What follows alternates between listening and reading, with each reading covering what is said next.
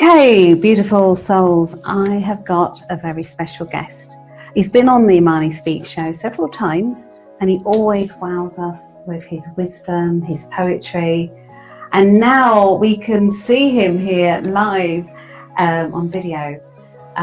Without any further ado, I want to introduce you to the fantastic C.L. Brown. C.L., welcome, welcome. Oh wow, it's so good to see you. You're looking amazing, and I love the backdrop as well. And please, can you share a little bit about your background? How did you, the man behind the poetry, the speaking, the wisdom, please? Yeah, so I had my my humble beginnings in Jamaica. I'm sure your audience can hear the accent that I haven't managed to get rid of it in 30 years. So I grew up in Jamaica with a pretty large family, maybe 20-something people as far as siblings and cousins and my grandmother and grandaunt and everyone in one big house. So it was a huge family. And I moved to Miami when I was 12 years old, and going through schooling and all of those type of things. And when I was about maybe 32, 33, somewhere around there, I just started writing stuff on social media, and people thought I had talent, and people liked what I was writing. I wasn't really trying to write poetry because I basically told myself I knew nothing about poetry. Didn't study poetry, didn't write poetry before that. But people thought it was poetry, so I kept writing stuff. And after maybe a year or so, I was getting requests to write a book. And my initial thought was, who's going to pay for something that I wrote? Like I couldn't even fathom. Oh, wow. I was in IT doing some social media website design stuff, and I kind of got tired of doing that. And it was kind of like, okay, what am I going to do now? Because I wasn't used to having idle time. I had a 9-to-5 job, but I wasn't used to coming home and watching TV or surfing the web. So I was like, okay, if they want a book, I'll do a book. So I wrote the first book, which is the middle one here, Loud Whispers of Silent Souls. Oh, wow. And I wrote it. It took me about 2 years because I was really just in spare time. I was working on it, and then I just published it. And I went on social media and said, "Hey, the book is on Amazon." I didn't expect anything from it, and started selling. And I started getting, emails and people saying they're crying when they're reading it, and crying on the shoulder after they read it. And so I just kind of kept writing. And after about a year, maybe a year and a half, I was going through my phone and I saw a bunch of stuff that I had written. I was like, there's a second book here. So I was like, okay, I'll publish a second book. So I published this book, which is Bear. And I just kept writing since. So then book number 3 came in 2018, and book number 4 is going to come out end of this year, early next year. And book number 5 is in New York. So wow. Wow. Yeah. And how does it feel? How does it feel to see your work in print, and for people, to be purchasing books? And how does that feel? It's really, I think, first and foremost, it's a humbling feeling, because you realize that it doesn't matter what you have to say. It could be something very profound, or it could be something very shallow and very surface. But for someone to take the time to, one, purchase your book, actually read your book, right? It's a privilege, really, because here you are, you're basically sharing your story, and then you find other people that connect with it, and especially to the point where it makes them smile, like from their souls, or yes, yeah. So it's really a humbling thing, and then I'm also grateful because I realized that what I have is a talent. It's not something that I tried to cultivate when I was growing up. It came out of nowhere, and so I just feel blessed and gifted to be given this. And it's my mission to make sure that before I leave, I've always said before I leave this world, I want to make it a better place, you know, and I realized that through words and through writing, I've inspired people from here in the United States to Africa to the Caribbean, Wow. to Europe. So, you know, it's a privilege. So it's really, I feel honored to be chosen to do this. So. Wow. And I can only imagine it's just growing and growing. And I know that you're also getting involved in, people are asking you to be their book journey coach. How does that feel? Yeah, so that's also another amazing thing. At first, I kind of viewed it as I'm just helping you, you know, because I have some knowledge on some things and I'm just helping you. But as time went on, more and more people were coming and they kept saying, "Oh, you're my mentor, you know, you're a great mentor."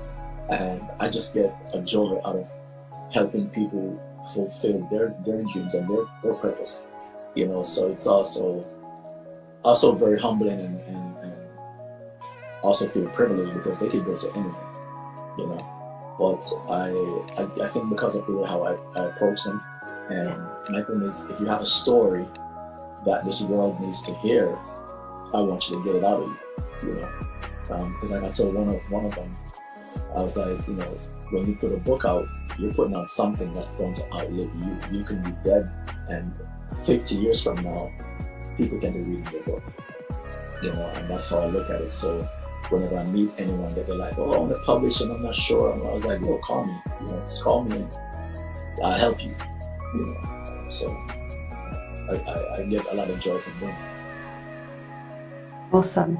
And, you know, I know that you have some poems ready for us, because it's really great for us to be talking about your poetry, but there's something even more special when we hear you recite it. So, CL, what have you got for us? All right, so I'm going to start, I guess, kind of like the progression of the books from the first two, because I want to share some stuff from the new book. We're going to kind of leave that for last, since it's going to be exclusive for you. Just for awesome. You. But I'm going to go to this book. This is the first book. And this poem is a poem that I find it resonates with people. I had one reader in Canada, and she messaged me. She said, "Oh, I just kept reading it because I didn't want it to end, and there's tears in my eyes." Oh. So this poem is called Conversation. She said, "Write me a poem." I said, "You are my poem, already written, fused with every thought that traverses my mind." She said, "Read it to me." I said, "I do that every time I touch you." I said, "This pen blade my thoughts, and every word was your name." She smiled. I said, "I opened my lips.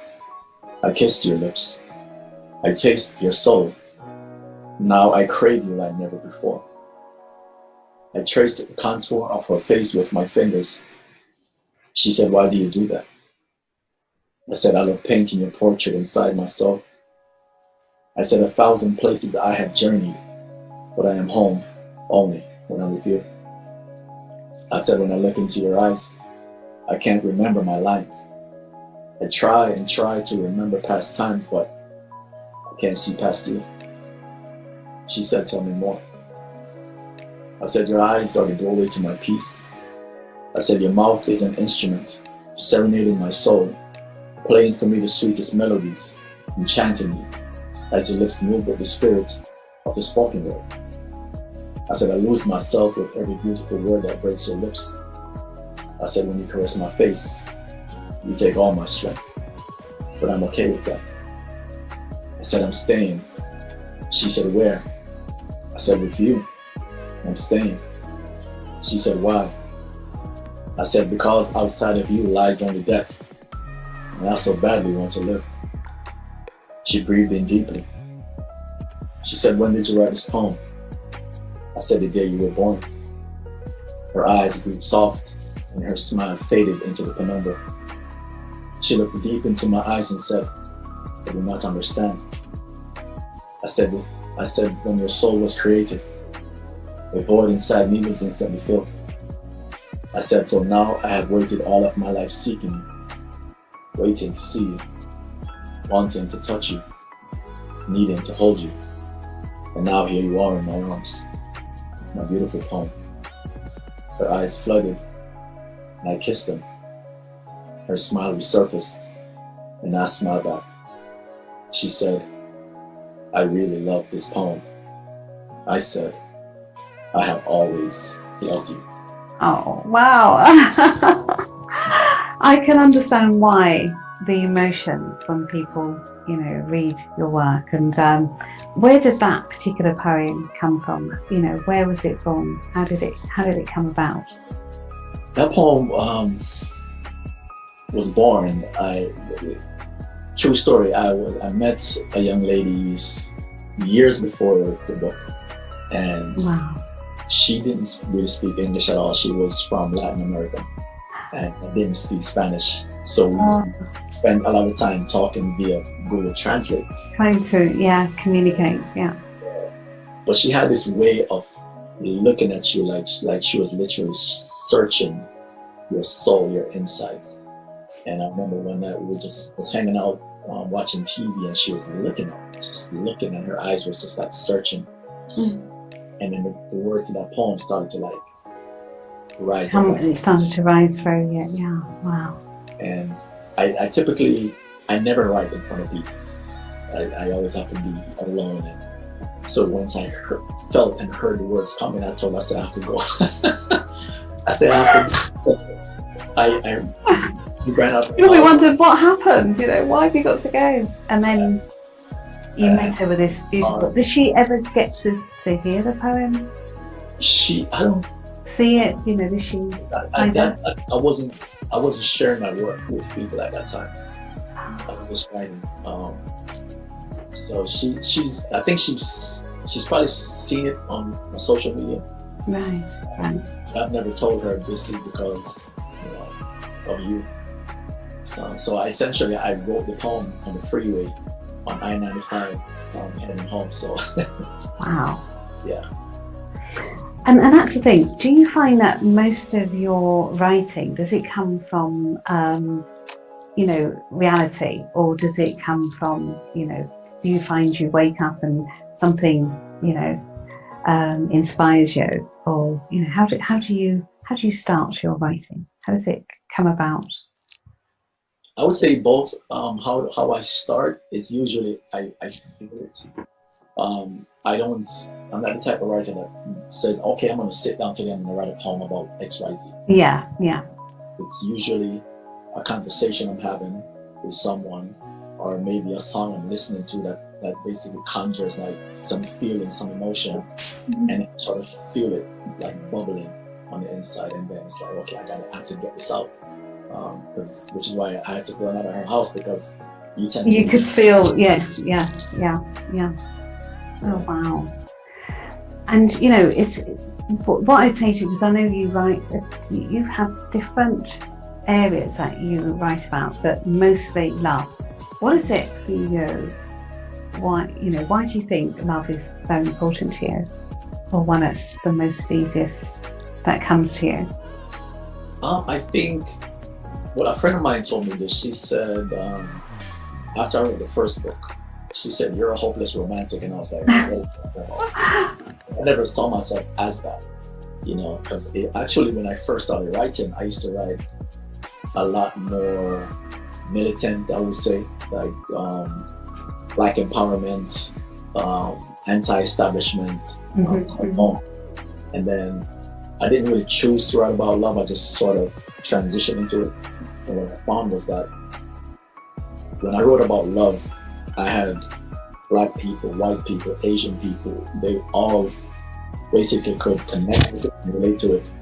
But the other stuff I was writing about, a lot different races tend to they can understand and connect, yeah. And what I realized was that I said, if you choose a cause like love and write about love, you can have a conversation with anybody, And so from that point on, it sort of just naturally transitioned into that. Yes. A lot about my experiences. When I'm in a relationship, I go hard in a relationship. like my feelings. I don't really suppress my emotions and my feelings. And so a lot of my writings, they have some element of, this is Seals Brown, either his reality or what he wants, his fantasies, right? And then you mix in some other ingredients from your experiences from other people, from the world, from what's going on in society, and then that's how we come about. Love. How important, we're living in a world at the moment which is, how important is love in the world? Romantic love, love of humanity. How important is that? How important is it for us to remember that love is, the key? Well, let's just say love is the key, and it is vitally important, because love is that thing that makes you, when you're in a place where you actually truly love somebody, it sheds your walls of selfishness. Yeah. Because I've always said love is a giver. If you find people that love is always giving, whether it's your grandmother, whether it's your mother, whether it's your lover, whether it's you to your children, or vice versa, your children to you, or someone you want to give. And that is the most important thing. And once we lose sight of that, right? Once we lose sight of love, because that's why people say, oh, when you're in love, you lose your mind, and Yes, love, yes, makes you do, yeah.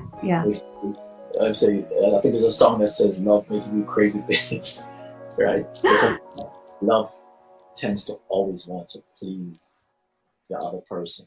I think if we get to that place where we become givers, so I'm giving to you, you're giving to me, and what you find is that it actually, not to sound cliche, but it actually makes the world a better place, because now people are more concerned about other people. And I think our very nature is love as human beings. I watch even my daughter, and she's around like other kids, like yesterday. Oh yes, yeah. There's a little Spanish girl. She's 3 years old, and my 2-year-old is like grabbing her arms and walking with her. And then I'm like, okay, we have to go now. She's literally crying. Oh. And it makes you realize that kids only want to. They just love, yes. They just love. They don't, they don't have any sort of inhibitions. They don't have any sort of, certainly definitely don't worry about colour and different things. They just love each other and understand, there's a natural connection. And how, as adults, how as, the human race, what would you say? And actually, I think what I'd ask you before we go into those types of questions, have you got another poem for us? Oh, certainly. So let's. Because I want to get as much as of your work in this as possible. So let's go to book number 2. So many books. I think that's amazing. Oh. It's one of my favorite poems. I think because I'm a country boy at heart. So this poem is called Why.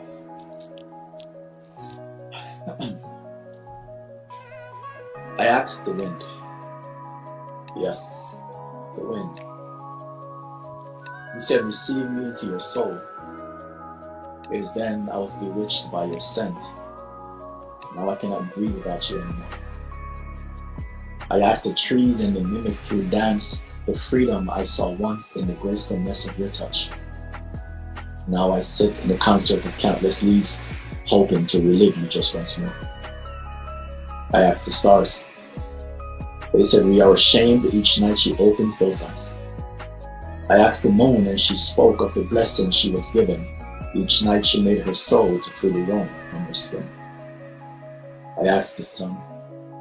He said I might as well flee into the night, because the morning she rose in your sight was the last time you looked to me for light. I asked the birds. They danced and sang the most winsome song when they remembered your beauty, your grace, your elegance. I asked the honeybee. He said, you know, if only my honey was as sweet as she. I asked the butterfly. She said, her spirit bears a freedom that is the envy of my wings.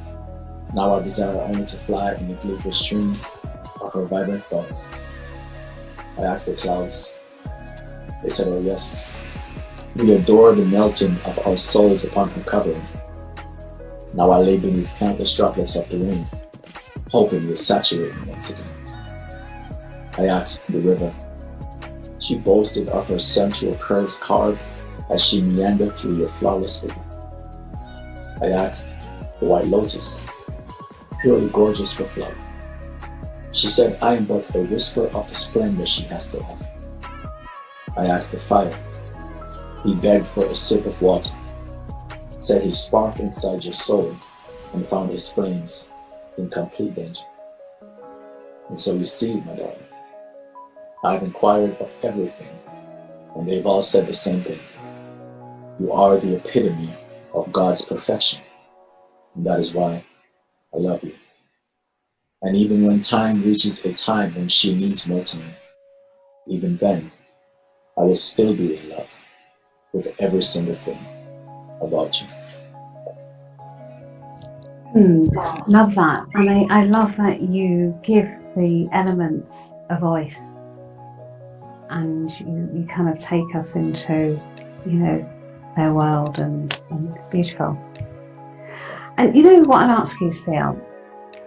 If people were to connect with the universe as you do, or connect with source, connect with their soul, and reach in and bring out these types of thoughts, do you think it would make a difference to how people interact with each other? Absolutely. You know, if you take notice of people that are nature lovers, people loves nature, loving people, because nature grounds you. When you get into nature and open up to the universe, to the sun, the moon, the stars, the birds, the butterflies, all those things move at a certain frequency. And once you allow yourself, consciously allow yourself for that frequency to tap into your frequency, it grounds you, you know. And that's why I've always said, when we build fancy buildings and we drive fancy cars, and then we work and we build up all the stress. And when it gets too much, we say, I have to go to the beach, I have to go to a park, I have to go climbing, I have to go. We always go back to nature. Yes. To get there, you release all that stress, all that tension. And you find yourself, if you're with friends, you find yourself just more, you just come down to a level of, hey, we're friends, just have a conversation, let's laugh, and you know. So people don't realize that nature is the great reset. You know. So I love that. Yeah. Open up ourselves to that. You absolutely are. Even just in that time and space, you're going to be a different individual. You might come back to the cities and to the stress and all the things and go back to what you were. But when you find that you allow that thing to come in and consistently, allowing yourself to be in that state, it changes you. Undeniable. I agree. It is the home of the soul. It's like the soul lights up and feels at home when you go into nature. Right. And do you think that's the thing? If people are feeling stressed, angry, you know, feel like, oh, I want to take it out on someone, do you think that's the thing? People can actually check themselves and say, oh my God, this is showing that I need to work on myself. I need to probably go in nature. I probably need to do something different. Because people seem to feel as though stress is part of, you know, that's how it is. You know, we are, like you said, you know, people work so hard, they're stressed out and never take time out to really, you know, connect with the soul. And in fact, there are people that we consider to be successful people. I won't name any names because I've seen some celebrities that are successful. And what they're always saying is, I don't sleep. I'm always grinding, right? And so people start start associating success with yes, I've seen that, yes. foolishness. Because we've seen people because people that they say they're grinding, is always from money. Because when you're trying to get peace into your life, you're not always grinding. You try to find time to sleep, time to take, time to read a book, time to, right? So it's always money. Grind for money. But then what you find is that you find people that are multi-millionaires committing suicide. For what? Yeah, and the health, innit? That they not take care of their mental health, emotional health, spiritual health, physical. And that's your real wealth, isn't it? Absolutely. Yeah.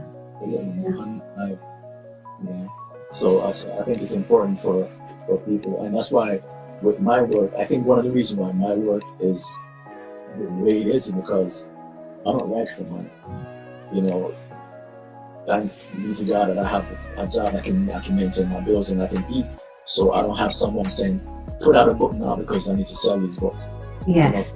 You know, I go through a place of realness, and that when I'm stressed, I don't write. You know, I have to be in that place where my soul feels free, feels clean. And then so when you it's almost like drawing water, right? If I draw water from a raging river, you're gonna get sediments and all the stuff from the river bottom.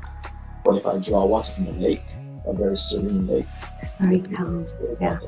You know, so I whenever I'm gonna write, I have to be in that place of calmness and you know, and then you pull the water from that. And then you can drink the water. It obviously works. I would ask you, is what has finding that ability to write, finding that talent within yourself, what has it done to your life? How has it changed your life as on a personal level? Well, it's changed me because I think my integrity wants me to say, if you're writing these things, are you really living these things? You know? So, because it's one thing if you're writing these things and when someone sees you and they're like, hey, you're not that person, you know? So, and the thing is, so once you write like that and when you connect like this, it's going to change you because the things that come out of you, if they're changing other people and they're not changing them, that's the yes.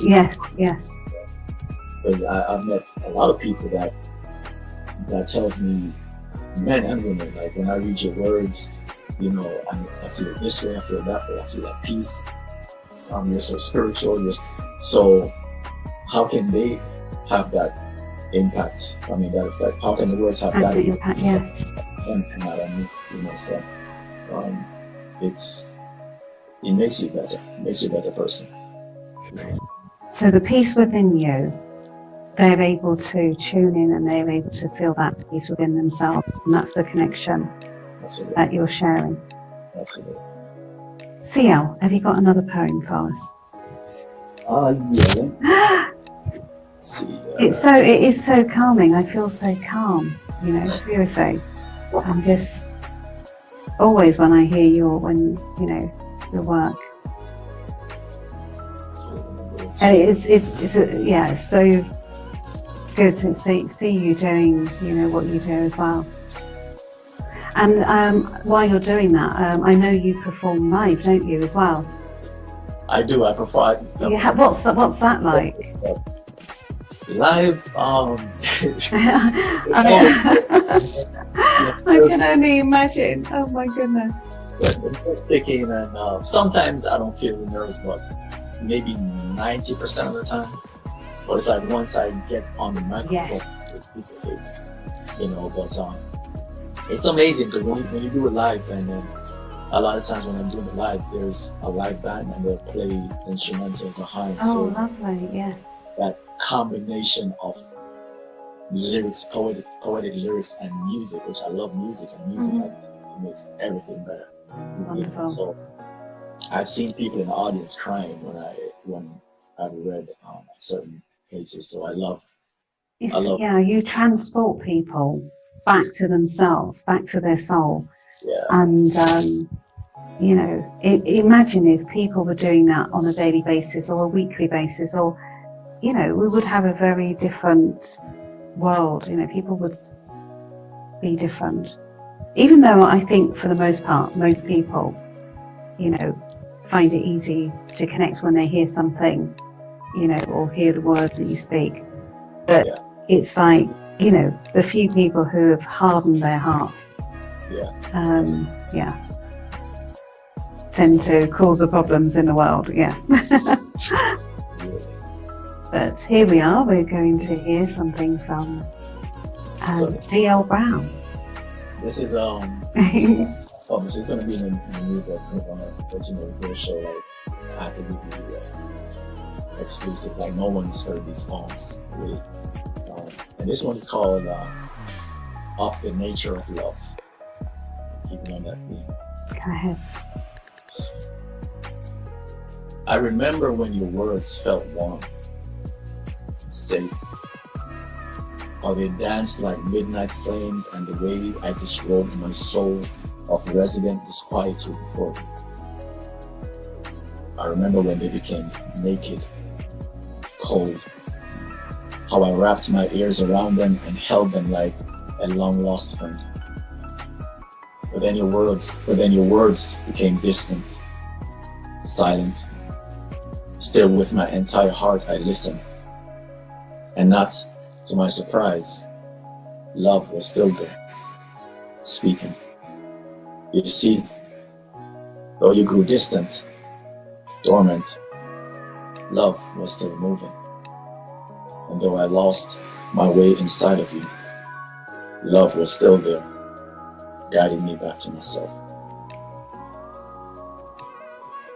Wow.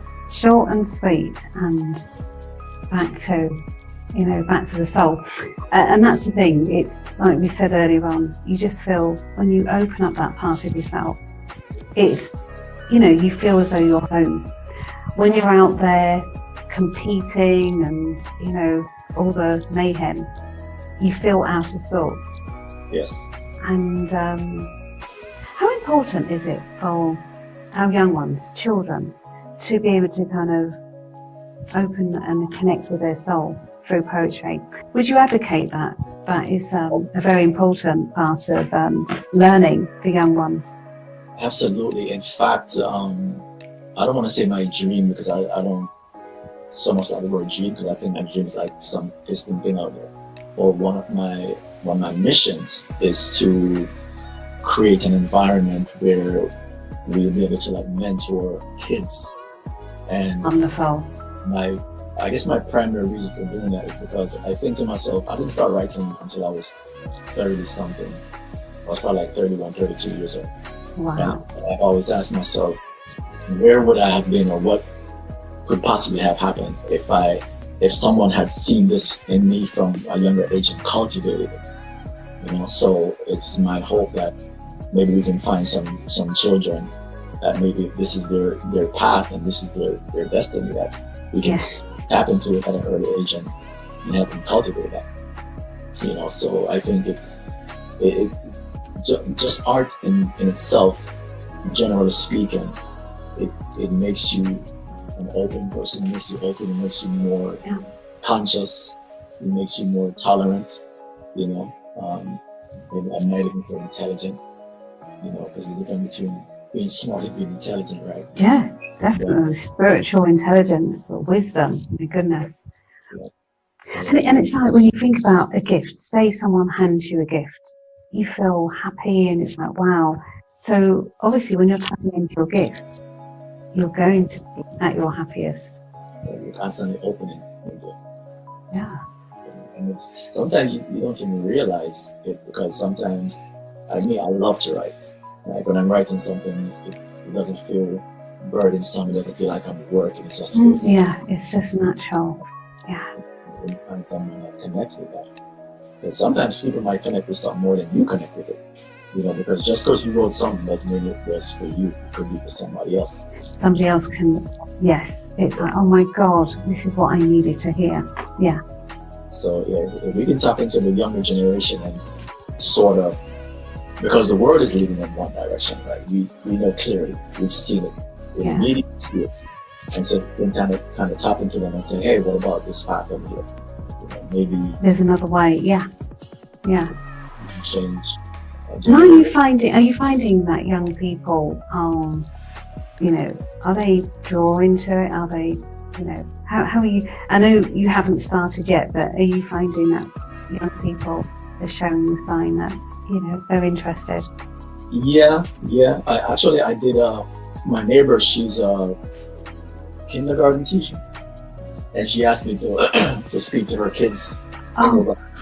So I had a Zoom poetry reading session for the kids, and I wrote some poems that they can understand at their level. Oh wow!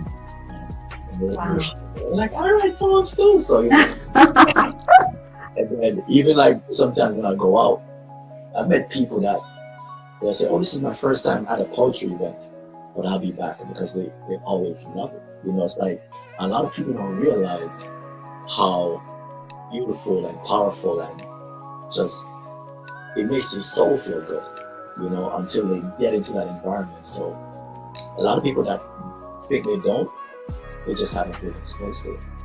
Yeah.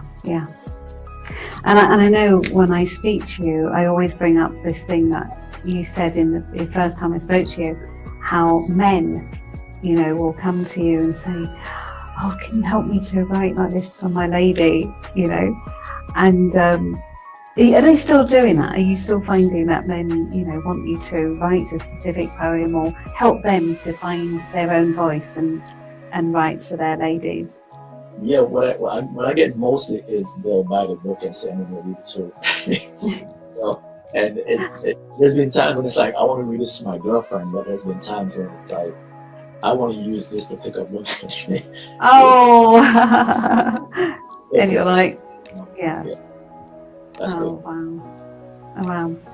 What about, because I can see how people who are either getting engaged or getting married would call on your service and say, do you do things like that? Have you had those types of offers or opportunities, or have you kind of stayed clear from those? You know about how you have a wedding singer.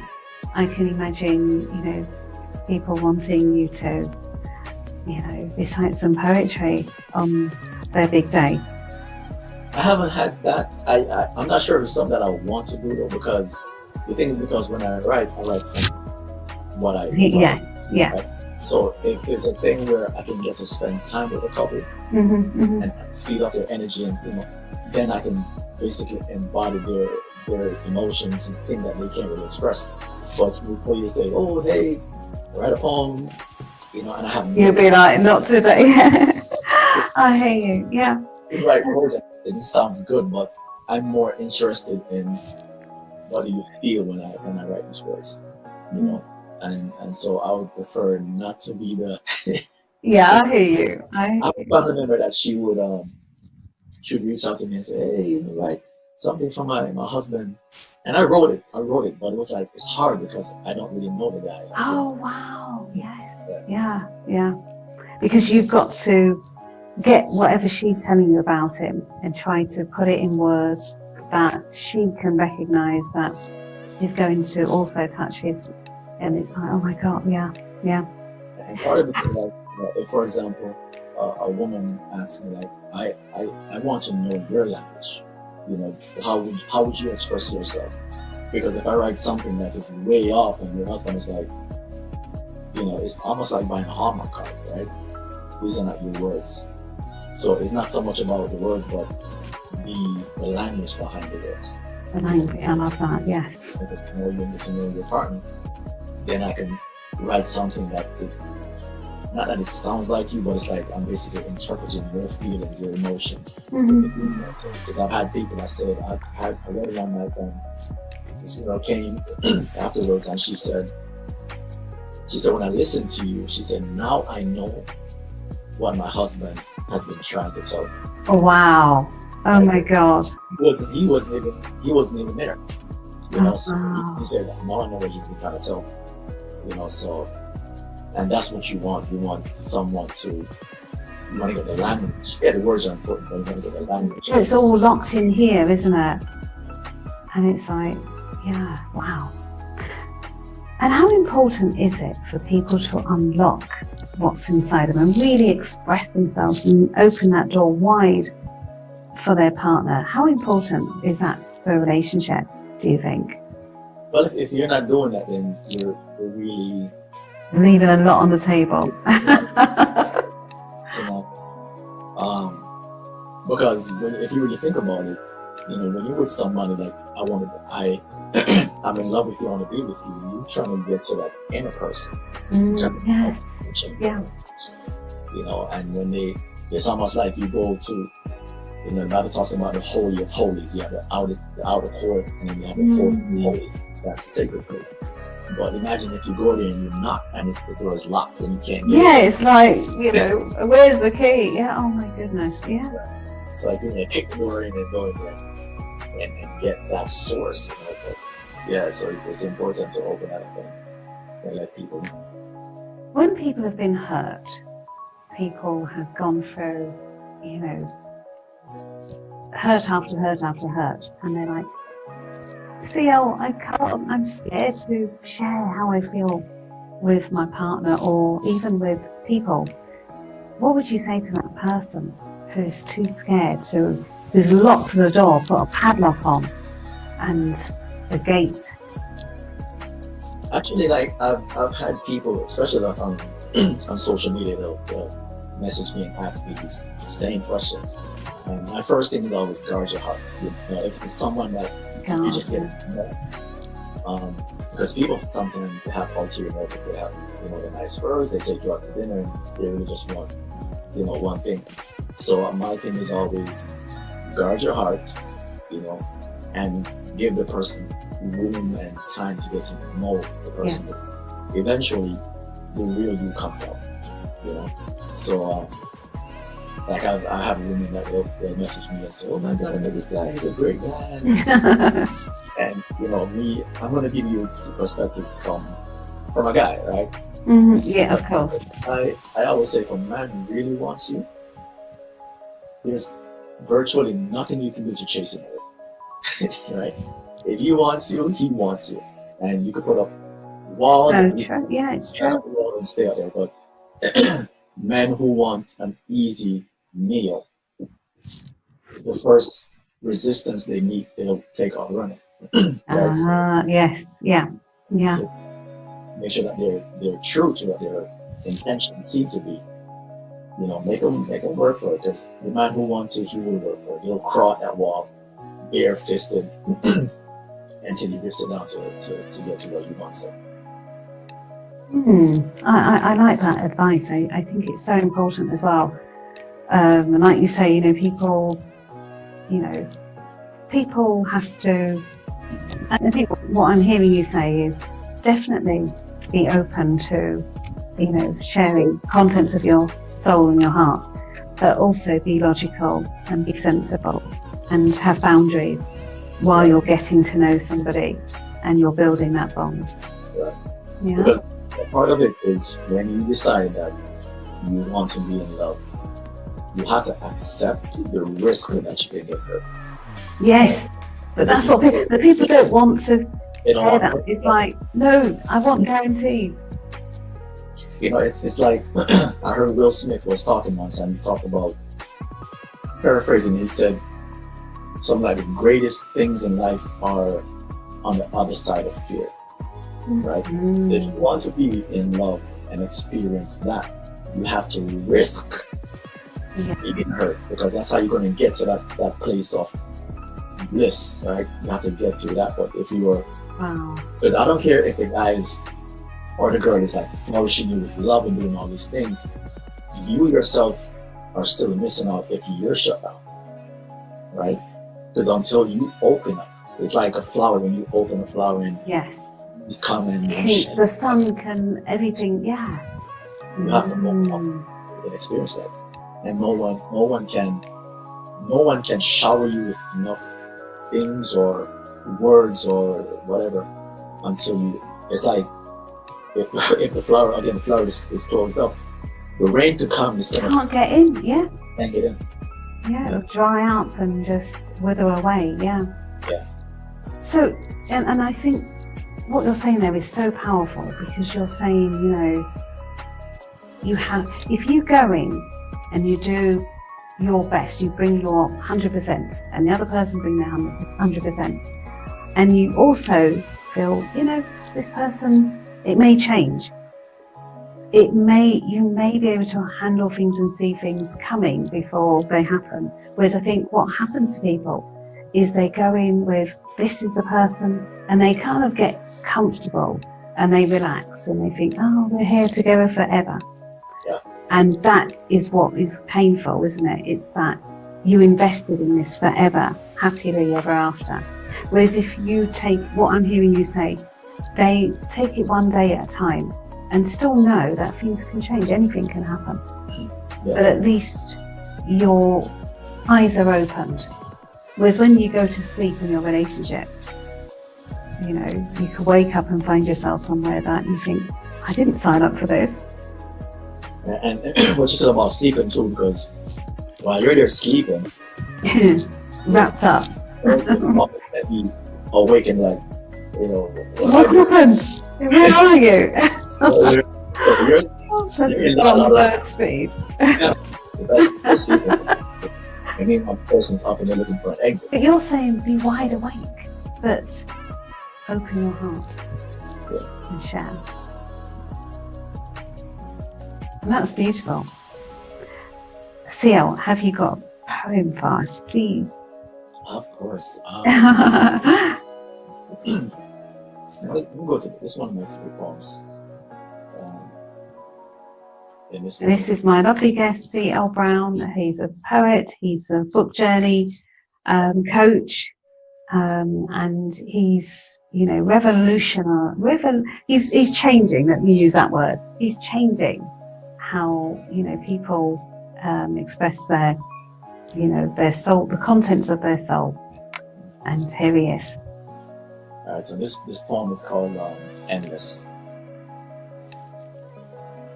I am the endless love you were conceived of, eternal and beautiful, the kind like water cradled in the sands of the Sahara, inimitable and precious, loving you with a passion that burns like wildfire, consuming domestic possessions, passing through and around you, finding my being in the care of hands fashioned with purpose.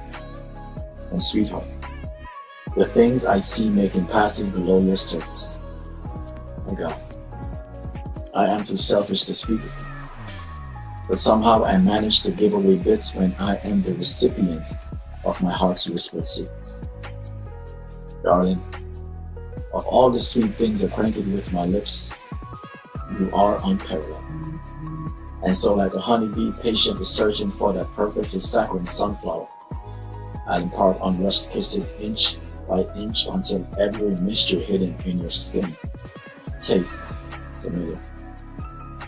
With those gorgeous freckles accentuating your flawless, you are the reflection of stars God stitched into the very soul of the heavens. You are perfect, something like cloudless fall skies when shades of blue and light grays meet in one place, cradling the partially awoken moon when east suns fall short of mid-skies, only infinitely more wonderful. And so in awe of our perpetual unfolding, I anxiously linger in the expanse of your eyes, because that is where I feel most free. And when I'm there, I slow my breathing, cheat in time, or at least I try. Darling, I am incessantly in love with the muted conversations of your fingers familiarizing themselves with my excited skin, because you reveal emotions buried within each time they pass against me. And I am in love with the totality of your being, because when fear found a place inside the inner self, when my lips fixed themselves to speak into existence or non-existence, you knew just how to speak life into my spirit, and as the redeemed, we were born again.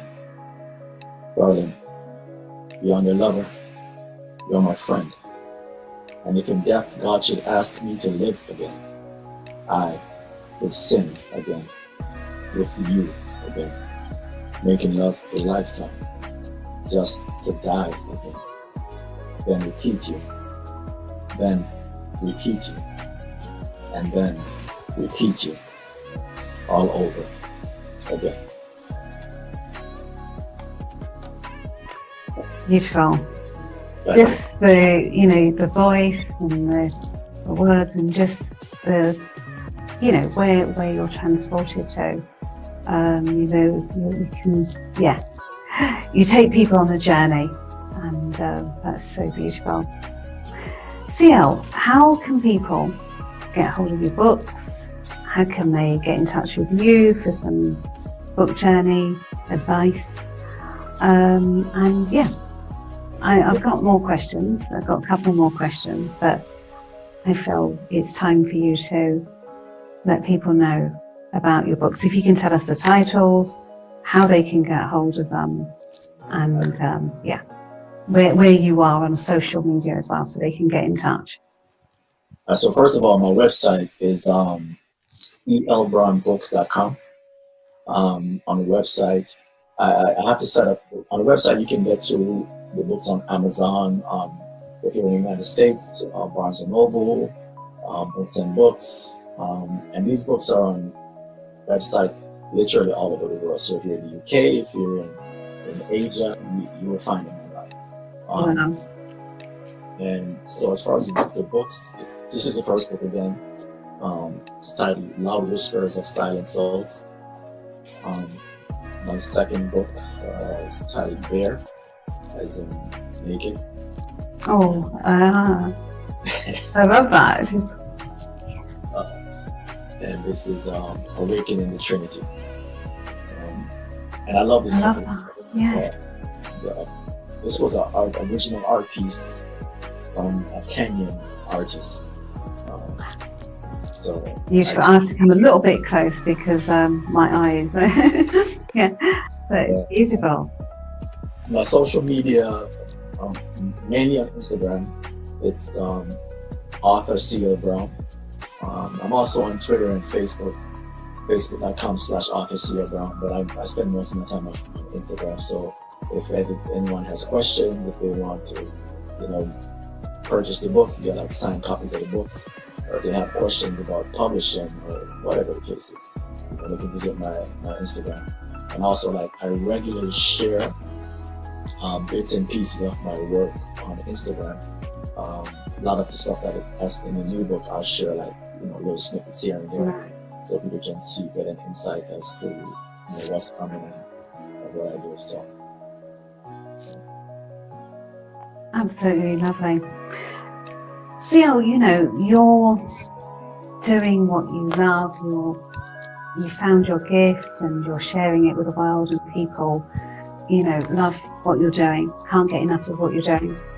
What would you say to anybody who hasn't been able to unlock their gift? They know there's something, they don't feel, they feel that something's missing, but they don't know what to do. They're probably stressed, they've got all sorts going on. They're worried about what's going on in the world at the moment. They're so focused on that they're actually frozen from going within. What would you say to somebody like that? Well, let me start here. This is probably one of my favorite questions when I do interviews. When I started, again, because I had a good job, I would go out, I published a book. Yeah. And I never considered myself to be a poet.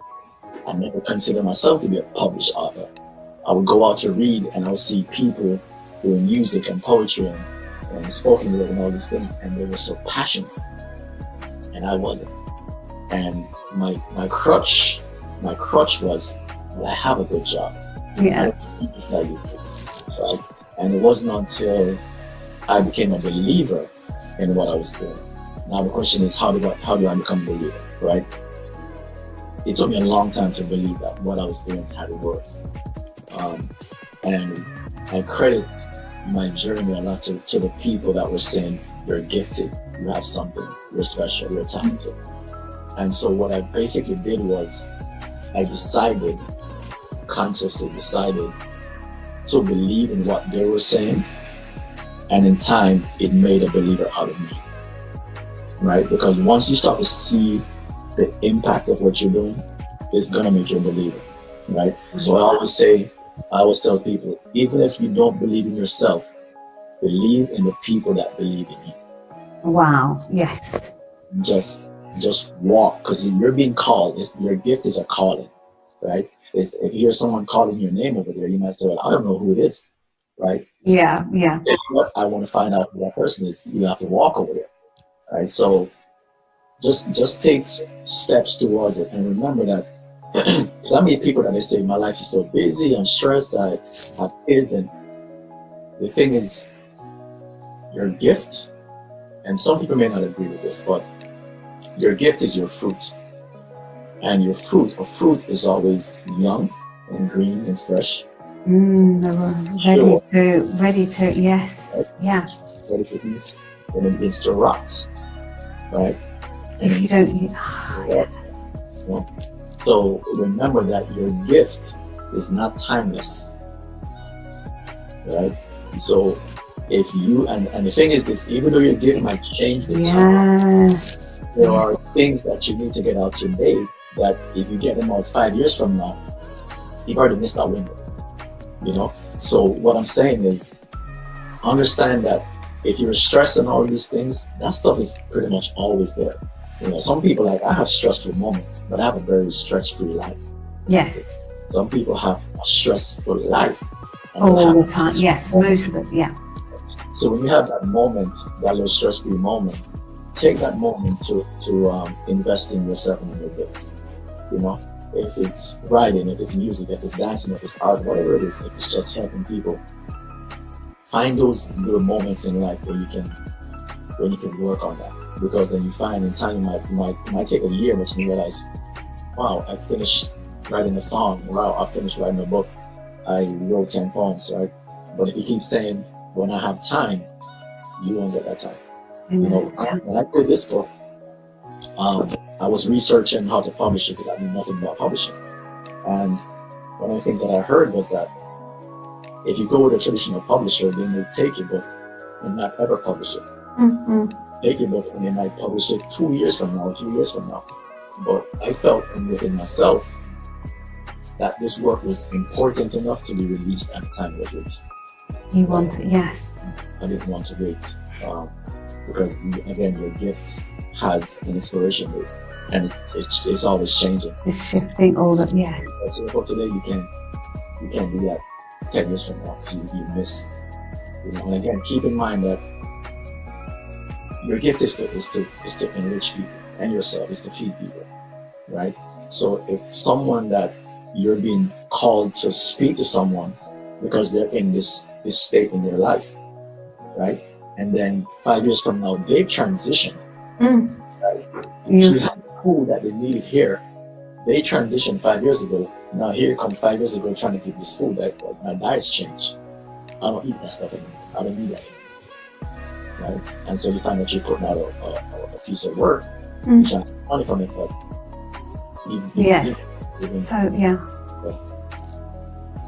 And that's how I think about it. Like, even when people say they have a righteous block, I say I don't have a righteous block. I have seasons, you know. And again, I've always said, like, if you go to the grocery store and you see there's always mangoes, it's because they're GMO mangoes. They're not organic, right?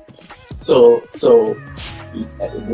again, I always think that we give as a fruit, and fruit trees have seasons. They bear fruit, and they bear I love that. Yes. Right. So if you're always producing work, you might be producing the same thing. Right? You need to stop, refresh, rejuvenate, change your thinking, change your circumstance, your environment, and then come to something different.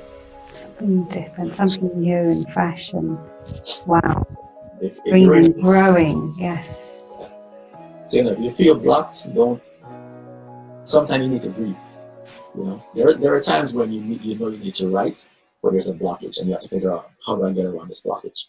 You know, but sometimes the blockage just take a break. You know, relax, do something else, and then wait for this thing to come back to you. It's a great answer. Thank you so much. And CL, about you, where do you see yourself in the next year, the next 5 years? What's the vision? What are you because you're ever evolving, new book, what have you. What can we expect over the next few years for CL? Next few years, I would really love to start what I mentioned earlier in the program, which is this outreach program for the youth. I'd also like to cater, like, do my own event, like my own open mic events, where I can basically handpick the talents that I want to basically create, an atmosphere. So those are the two things that's on the radar. As far as books, I have probably like 3 books going on in writing right about now. Wow. So the books will always come. And initially when I started writing, I gave myself a goal. I said, before I die, I want to write at least 20 books. I'm this close to 4. Wow. That is awesome. Oh my God. Wow. And, I will always, because I love to write. I don't care where I'm at, as long as I can write, I will always be writing. But then there's other things that I do. The children, the outreach for children, and some other things that I want to do. So that I say, like, within a 5-year timeline. That's awesome. Well, as you were talking there, I just felt to ask you, where have you been inspired and you felt this is a weird place to be inspired? Have you been, when you just go, oh my God, I need to write it down. Have you got any experiences where you think, gosh, this came to me and it didn't seem appropriate where I was. I was busy doing something, I was out shopping, or I was on the plane, or just, Yeah, and those, I've had those, not a lot of them, but I've had a few, and it's like, I gotta take my stuff away. I have to go to my virtual closet and find my solitude, because I need to be in that space, because when I begin to write, I zone out. I'm gone. Everything, yes. So, and that's a great question, because one of the things I always tell people is, especially people that says, I have a block, I tell them, you gotta find your environment. Because yes, different things grow in different environments, So for me, my environment is always outside, always with the birds singing and the tree and the sun shining. I love that. Yes, yeah. If you write inside, it's like, it doesn't feel right. For me, it has to be a complete thing where my mind is free. I can feel the breeze on my skin. That's where I get my inspiration that comes out. So I always tell people, find whatever it is for you, find it. Find that environment. Love that. One more question. You have a beautiful little daughter, and I know you love children so much, especially, you had mentioned earlier on you're going to be doing something for children. What message do you want to say to our young people? There's so much going on, we're not going to go into that right now, but what message do you want to say to our young people about the kind of world that we have at the moment, and how they can navigate and, do what they, unlock their gift and be able to do what they came here to do? The world today is very noisy, and the world, there are people out there that they're masters at capturing your energy, capturing your attention, and direct it how they want. Yeah, just literally, yeah. If you imagine someone tying a rope to your neck and pulling you where they want you to go. What I'll tell young people, it's so very important to go within and spend time with yourself. Sometimes that requires a lot, I would say most times, probably all times, it requires you to be alone, especially if you have friends that are not necessarily like-minded like you find yourself that you think differently from your friends, and keep in mind the herd mentality. If you're running with a herd, chances are wherever the herd goes, you're going to go with it, which is why it's important to find solitude, right? Where you are your shepherd, your own shepherd, you are your own self, and spend time with yourself, whatever that means to you. If it means reading, if it means meditation, if it means just going and do something that you like to do, right? like to go to parks, go to a park. If you like to go to movies, new things that you want, because, and especially young people, and you know, this is like graduation season, right? Everyone's graduating. Yes. And I was telling my godson, once you graduate, your friends are going to be gone. Chances are, different colleges, different cities, and what you find is that you're like, okay, who am I? What do I like? Because you spend your entire time with friends. Right? Yes, it's true. It's vitally important that our young people are told or are guided into get to know yourself. That's the only way you're going to love yourself. Get to know yourself. And that means spending time with yourself, and that means doing things that you love. And if you find that people that are around you don't want to do those things, then you may need to separate yourself, at least temporarily. Yes. You know, like, it's okay, I'm going to do this right here that I like. Yeah. It's so important. I love that advice. And I think it's so, I think it's so true. If young people can do that, it will make all the difference, won't it? Oh, yeah. It's all the difference. And it's something that I'm not just, these aren't just words. This is like it's simple but not easy to do. But I was like 30, I was like 31 before I was able to spend time with myself, and I felt weird, Because I was always running with friends. So it's upon me that I've had that experience. It's upon me that I should be guide. Like, this is what I did. I can speak from experience. Friends will go away. Some friends will stay with you for a lifetime, and great, but you have to spend time with yourself. You have to get to know yourself. It's imperative, yes. You tell you, this is my friend, I love my friend. Why? Because you spend time with them. Right? Yeah. So how can you love yourself if you spend time with yourself? Very, very important, especially in this time that we live. Very important. Absolutely. And again, go back to what I said earlier. Once you know who you are, no one can tell you who you are. That's true. Right? Once you know your name, no one can call you by any name that they wish. Right? No one can grab your energy and drag you all over the city and the place over social media, because you're grounded in yourself. You can say, no, that's not for me. You know who you are, yes. Wow. Very good. CL, thank you so much. I've really enjoyed, speaking to you as always, and you deliver as always. Actually, before we go, can we just have you read one more poem and then we'll wrap up from there? Sure. So let me. I'm gonna do this new piece in a new book. It's called Pieces I Am. Misplaced, these pieces I am. Through the shallows of the shadows we once called home, my soul still roams. With regrets, I regress to warmer nights, our naked aspirations saturated in midnight passions, your arms wrapped around my neck. A generous piano guided our steps, your face buried beneath my chin. I time your exhalations to breathe you in.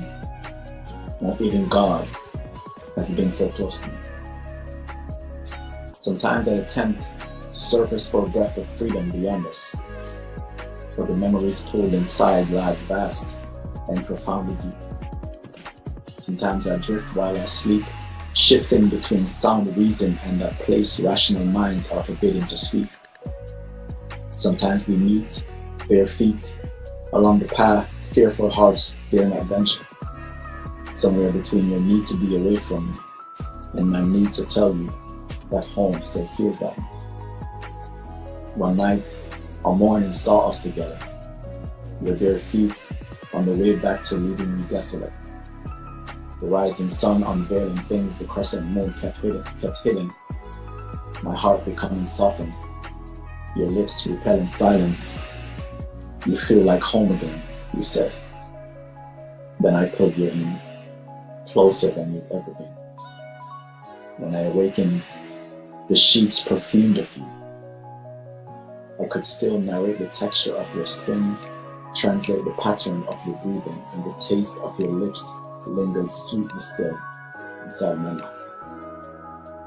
Since then, subjugating myself to the pen, I have written countless poems, but I haven't managed to get you out. My heart often speaks when it thinks no one's listening. Things no arrangement of words are worthy to undress. You wouldn't fathom how deeply I still carry you. I know my words were few when I had you. In fact, I am tired of sitting in the silence with you, you once said. But I just never managed to tell you that whenever I was with you, my spirit babbled like a nervous fool losing touch with his composure. But somehow my lips couldn't manage to find the words to convey the naked feelings that were native to my loving you. I eventually bartered the privilege of holding you for empty nights and emptier conversations. But perhaps the silence in this book will speak loudly enough and you'll hear clearly enough how deeply you still move me. These misplaced pieces. Bill, thank you so much. That was very beautiful, and I wish you continued success, and I hope you'll come back and do some more, have some more conversations. Love your spirit, love what you're doing, keep doing what you're doing, and wishing you continued success, peace and harmony. That's just, as I said, namaste. Blessings.